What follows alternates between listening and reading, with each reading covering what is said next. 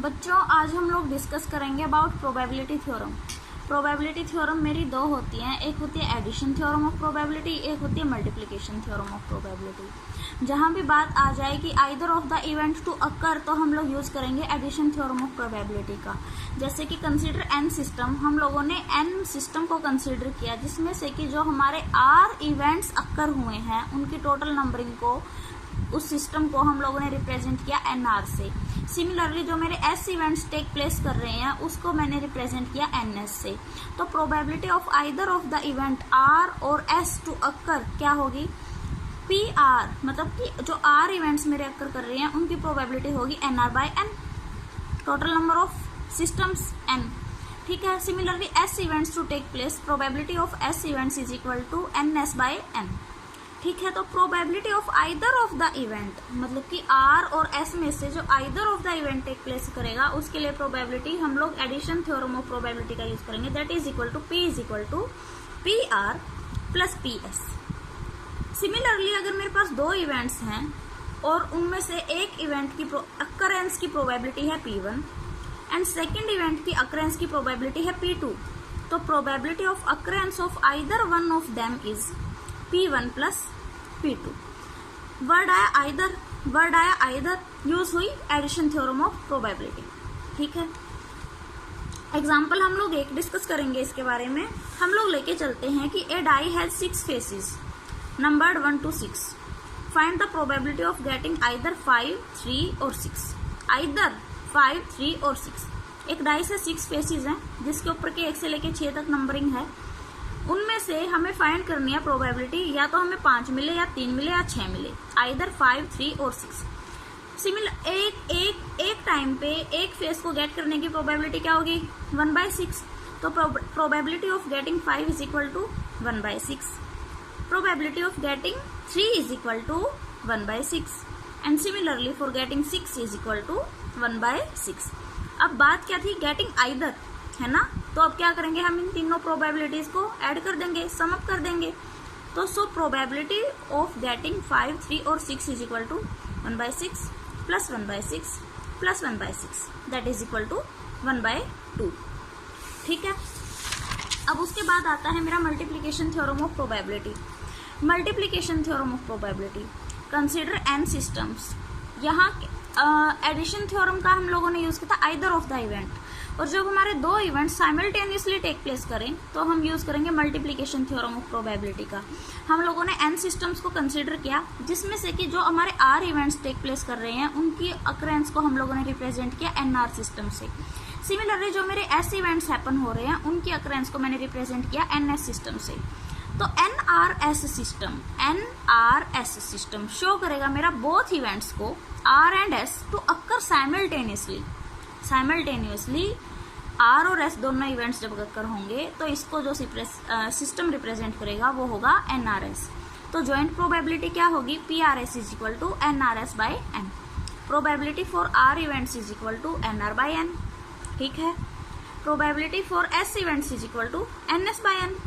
Joint probability P R S is equal to N R S by N, that is equal to P R into P S, called multiplication theorem of probabilities। Similarly अगर हमारे पास दो events हैं, एक event के occurrence की probability है P1, second event के occurrence की प्रोबेबिलिटी है P2, then probability of occurrence, दोनों इवेंट्स के अकरेंस की जो प्रोबेबिलिटी होगी simultaneously, that is the important thing. Addition में क्या थी, आइदर। ठीक है। P1 इंटू P2 क्या है ये, कि दोनों इवेंट्स की साइमल्टेनियसली अक्कर करने की प्रोबेबिलिटी। इसका भी हम लोग एक एग्जांपल डिस्कस करते हैं। एक बैग है जिसके अंदर की 10 रेड बॉल्स हैं, 10 व्हाइट बॉल्स हैं। ठीक है। एक बॉल, हमें बॉल्स को एक के बाद एक निकालना है। ठीक है। The balls are drawn at random one after the other. What is the probability that both the balls are red. हमें निकालना है कि जो दो बॉल्स हमने एक के बाद एक निकाल ली है रैंडमली, उन दोनों बॉल्स के रेड होने की प्रोबेबिलिटी क्या है। मेरे पास 10 रेड बॉल्स हैं, टोटल बॉल्स कितनी हुई तुम्हारी 20 में से 10 जो हैं रेड बॉल्स, इनमें से तुम्हें 2 बॉल्स होने चाहिए, तुम्हारी दोनों बॉल्स रेड होनी चाहिए। तो प्रोबेबिलिटी फर्स्ट टाइम जो तुम लोग रेड बॉल निकाल रहे हो, टोटल रेड बॉल कितनी है 10, है ना। तो first time probability for drawing first red ball is equal to 10/20। ये क्या है तुम्हारी total number of red balls और ये क्या है तुम्हारी टोटल नंबर ऑफ बॉल्स। तो इसकी प्रोबेबिलिटी क्या हुई P1। अब मैं निकालूंगी second red ball. Second red ball निकालने से पहले मेरे पास total number of red ball थी 10, बची कितनी 9। टोटल नंबर ऑफ बॉल्स कितनी थी 10 + 10 20, बची कितनी 19। तो इन्हीं में से निकलेगी अब सेकंड बॉल। तो probability of drawing second red ball is equal to 9/19, that is equal to the probability P2। अब क्या था, रैंडमली निकाल रहे हैं एक बॉल के बाद एक बॉल को, तो probability that both balls are red, कि दोनों के दोनों बॉल्स तुम्हारी रेड हो, इसकी प्रोबेबिलिटी क्या होगी P1 × P2, that is 10/20 × 9/19 is equal to 9/38। ठीक है। अब इसी तरह से एक डाइस है जिसके कि 6 फेसेस हैं। 2 डाइस हम लोग ले रहे हैं एक टाइम पे, 2 डाइस लेंगे जिनके कि 6 फेसेस होंगे। कैलकुलेट करेंगे प्रोबेबिलिटी कि दोनों डाइस हम लोग जो एक टाइम पे थ्रो कर रहे हैं, इन दोनों डाइस के ऊपर जो नंबर आए वो 2 आए, तो उसकी साइमल्टेनियसली 2 आने की प्रोबेबिलिटी कितनी होगी। Probability of getting 2 on any one of the dice 1/6। एक टाइम पे एक नंबर गेट करने की प्रोबेबिलिटी एक डाइस पे 1/6 ही होती है। Similarly probability of getting 2 on second dice is equal to 1/6। तो probability on getting both the dice to be 2 simultaneously क्या होगी 1/6 × 1/6, दैट इज इक्वल टू 1/36। अब उसके बाद आगे का डिस्कस करेंगे हम लोग। अब हम कॉइन्स लेंगे, 2 कॉइन्स एक टाइम पे, और उनको टॉस करेंगे। 2 कॉइन्स एक टाइम पे और उनको टॉस करेंगे। एक बार हम लोग ये कॉइन्स लेंगे अनलाइक डिस्टिंग्विशेबल, और एक बार हम लोग कॉइन्स लेंगे सिमिलर और नॉन डिस्टिंग्विशेबल। ठीक है। मैं अनलाइक कॉइन्स लेने के लिए एक कॉइन ले लेती हूँ सिल्वर का और एक कॉइन ले लेती हूँ गोल्ड का। ठीक है। कॉइन नंबर 1 जो सिल्वर है उसको मैंने दे दिया नंबर 1, और कॉइन गोल्ड जो गोल्ड है जो, इसको मैंने लेट कर लिया कि ये मेरा सेकंड नंबर का कॉइन है। इन दोनों को मैंने साइमल्टेनियसली टॉस किया है। तो देखो 4 रिजल्ट्स ही आ सकते हैं पॉसिबल। या तो दोनों कॉइन्स के ऊपर हेड आएगा H1 H2, H1 representing the head on first coin and H2 representing the head on second coin. या दोनों कॉइन्स के ऊपर टेल आएगा, T1 representing the tail on first coin and T2 representing the tail on second coin। या फिर first coin के ऊपर head आएगा और सेकंड कॉइन के ऊपर टेल आएगा H1 T2। या फिर फर्स्ट कॉइन के ऊपर टेल आएगा और सेकंड कॉइन के ऊपर हेड आएगा T1 H2। टोटल कितने केसेस हुए तुम्हारे 4। तो टोटल सैंपल स्पेस कितना हुआ 4।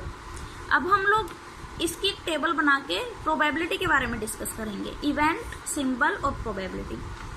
इवेंट तुम्हारे 4 ही हो सकते हैं, या तो head head, tail tail, head tail, tail head. Both the coins fall with head up H1 H2। Total कितनी थी तुम्हारी सैंपल स्पेस 4। इवेंट क्या तुम्हारा ये 1, तो प्रोबेबिलिटी 1/4। सिमिलरली जब दोनों टेल अप आएंगी तो उसकी प्रोबेबिलिटी 1/4। फर्स्ट के ऊपर हेड और सेकंड के ऊपर टेल आएगी, इसकी भी प्रोबेबिलिटी 1/4। सेकंड के ऊपर हेड और फर्स्ट के ऊपर टेल आएगी, इसकी भी प्रोबेबिलिटी 1/4। इसी तरह से अगर मैं लेके चलूंगी मेरे दोनों कॉइन्स क्या है सिमिलर हैं और इनडिस्टिंग्विशेबल हैं, तो H1 = H2 = H हो गया, T1 = T2 = T हो गया। Then the possible combinations are, क्या होंगे पॉसिबल कॉम्बिनेशन, या तो दोनों हेड आएंगे HH, दोनों टेल आएंगे TT, एक हेड आएगा एक टेल आएगा HT, एक टेल आएगा एक हेड आएगा TH। यही होगा। क्योंकि मेरे दोनों कॉइन्स क्या है सिमिलर हैं, तो मैं एक के ऊपर हेड आ रहा है और टेल आ रहा है, दूसरे के ऊपर टेल और हेड आ रहा है, तो इन्हें डिस्टिंग्विश नहीं कर पाऊंगे कि किसके ऊपर पहले हेड आया था, किसके ऊपर बाद में हेड आ रहा है। तो ये इवेंट क्या हुआ तुम्हारा, एक ही हुआ, सिमिलर टाइप का हुआ, तो 2 टाइम्स ये इवेंट तुम्हारा हैपन हुआ 2HT। अभी भी देखो टोटल सैंपल स्पेस तो 4 ही है, head head, tail tail, head tail, tail head. तो अब table, event, symbol, probability. Both coins to be showing head up HH, that is equal to 1/4. Both coins showing tail up, TT, that is equal to 1/4. Head on one and tail on the other, HT, TH is equal to 2HT. 2 bar event happen हुआ ये, तो 2/4. Probability क्या हुई? 1/2. समझ आ रहा है ना बच्चों? ना आए तो बता देना. Tossing of 3 unlike distinguishable coins. जैसे हम लोगों ने 2 कॉइन्स को किया था, इसी तरह से हम लोग अब 3 कॉइन्स का लेंगे. Head on coins H1, H2, H3. एक गोल्ड का ले लिया, एक कॉपर का ले लिया, एक सिल्वर का ले लिया. Similarly tail on coins T1, T2, T3. First coin को नंबरिंग दिया मैंने H1, T1. सेकंड कॉइन को नंबरिंग दी मैंने H2, T2. थर्ड कॉइन को मैंने नंबरिंग दी H3, T3. Event symbol probability से टेबल डिस्कस करेंगे. सारे के सारे कॉइन्स मेरे हेड अप शो करें, H1, H2, H3. Total events होंगे मेरे 8. ये 8 इवेंट्स तुम्हारे कैसे आएंगे अभी तुम लोग इसको डिस्कस कर ही लोगे. प्रोबेबिलिटी के बारे में बाद में डिस्कस करेंगे, पहले हम लोग इसकी आगे की टेबल बना लेते हैं. First 2 columns. All coins to be tail up, T1, T2, T3. Coin 1, 2 showing head and 3 show tail. पहला और दूसरा कॉइन तो शो करे तुम्हारा हेड और थर्ड शो करे टेल. पहला और तीसरा शो करे हेड, सेकंड शो करे टेल. दूसरा और तीसरा शो करे हेड और फर्स्ट शो करे टेल. हो गई हमारी कितनी चांसेस हो गई है? 5 इवेंट्स हो गए. अब उसके बाद डिस्कस करेंगे हम केसेस कि 2 कॉइन्स तो मेरे टेल शो करें और एक कॉइन मेरा शो करे हेड. फर्स्ट कॉइन ने शो किया हेड, बाकी 2 ने किया टेल. सेकंड कॉइन ने शो किया हेड, बाकी 2 ने किया टेल. थर्ड कॉइन ने शो किया हेड, बाकी 2 ने किया टेल. काउंट करो टोटल इवेंट्स कितने हो गए तुम्हारे? 8. तो प्रोबेब सारे के सारे इवेंट्स क्या है तुम्हारे? डिस्टिंग्विशेबल हैं. बता सकते हैं हम लोग इजिली कि क्योंकि सारे के सारे कॉइन्स क्या है मेरे? डिस्टिंग्विशेबल हैं. तो इसीलिए इसकी प्रोबेबिलिटी भी 1/8. सारे के सारे जो मेरे इवेंट्स हैं इन सब की प्रोबेबिलिटी क्या हुई तुम्हारी? 1/8. ठीक है. Since all are independent and equally likely, so the probability of each event is 1/8. ठीक है. अब सिमिलरली मैं टॉस करूंगी 3 सिमिलर कॉइन्स को और जो कि इनडिस्टिंग्विशेबल भी होंगे. तो यहाँ पे मेरे टोटल नंबर ऑफ केसेस तो 8 ही आएंगे. अब फर्स्ट का हेड, सेकंड का हेड, थर्ड का हेड टोटल इक्वल होगा, बिकॉज कोई भी डिफरेंस नहीं कर सकता. हमने तीनों कॉइन या तो सिल्वर के लिए या गोल्ड के लिए या फिर कॉपर के लिए. T1, T2, T3 is equal to T. अब देखो यहाँ पे जो ये मेरे 3 इवेंट्स थे 3, 4, 5 एंड जो ये 3 थे 6, 7, 8. इसमें क्या था कि 2 टाइम हेड आ रहा था और 1 टाइम आ रहा था टेल. सिंगल टाइम था टेल. तो जब मेरे कॉइन्स ही सिमिलर होंगे तो क्या मैं डिस्टिंग्विश कर पाऊंगी कि कौन से कॉइन पे हेड आया पहली बार, कौन से पे दूसरी बार आया, कौन से पे तीसरी बार टेल आया? नहीं बता पाऊंगी. तो ये तीनों इवेंट्स क्या होंगे? Similar event.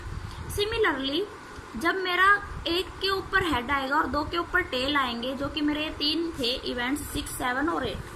तो जब मेरे ये आएंगे तीनों तो ये भी मेरे सिमिलर इवेंट्स होंगे. तो मतलब कि ये इवेंट भी मेरा 3 टाइम्स अक्कर करेगा और ये इवेंट भी मेरा 3 टाइम्स अक्कर करेगा. तो इसीलिए अब डिस्कस करेंगे सिमिलर केस को. All coins showing head HHS. Weight क्या हुआ इसका?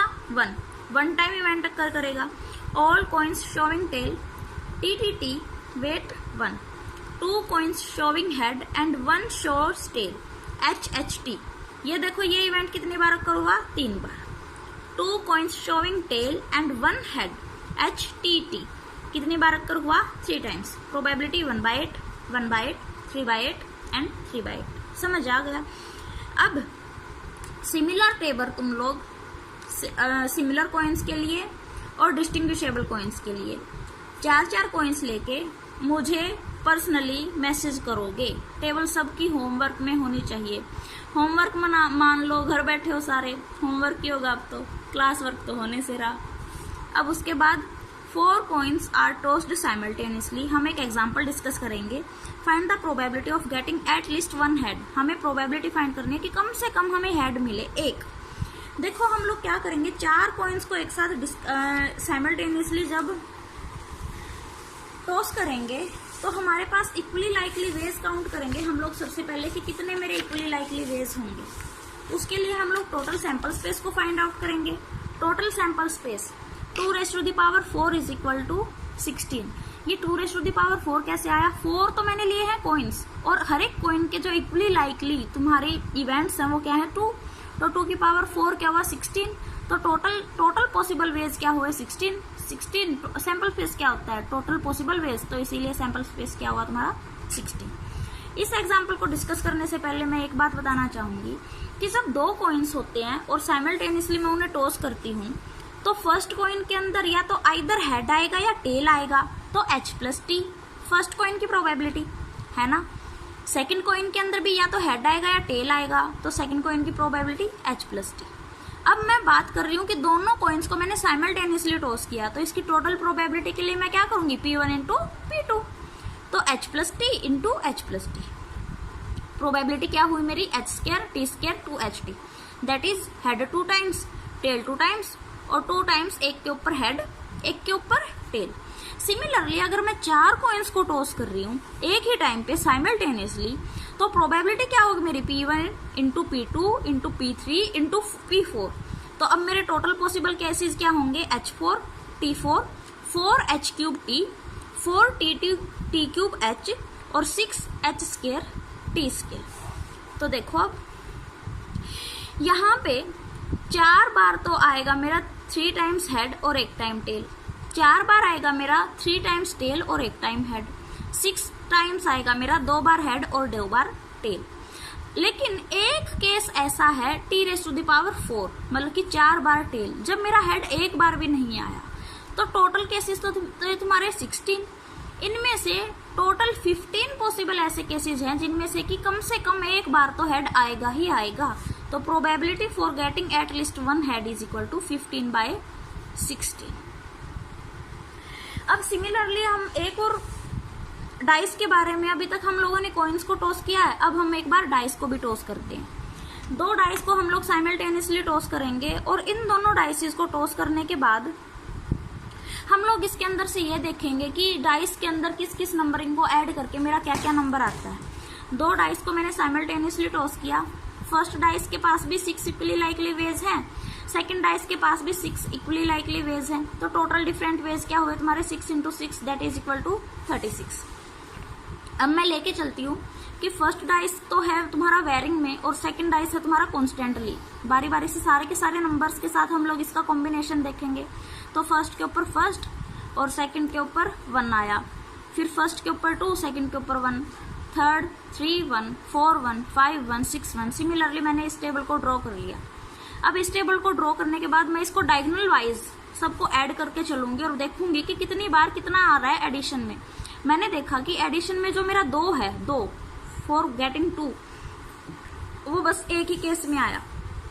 फॉर गेटिंग 3 एडिशन में आया मेरा 2 केसेस में, 1 2 और 2 1, दोनों को ऐड करूंगी तो 3 आएगा। 1 3 2 2 3 1, मतलब फॉर गेटिंग 4 एडिशन के अंदर 4 गेट करने के लिए मेरे पास आए 3 चांसेस, 5 गेट करने के लिए आए 4 चांसेस, 6 गेट करने के लिए आए 5 चांसेस और 7 गेट करने के लिए आए 6 चांसेस, जो कि मेरा ये वाला डायगोनल हो। ठीक है, इसी तरह probability for getting 8 total addition में ये कितने आए मेरे टोटल चांसेस 5, 9 गेट करने के लिए आए चांसेस 4, 10 गेट करने के लिए आए चांसेस 3, 11 गेट करने के लिए आए चांसेस 2 और 12 गेट करने के लिए आए चांसेस 1। ये टेबल समझ आ गई होगी सबको, कोई डिफिकल्ट बात नहीं। अब इस टेबल की हेल्प से हम लोग कुछ एग्जांपल्स को डिस्कस करेंगे।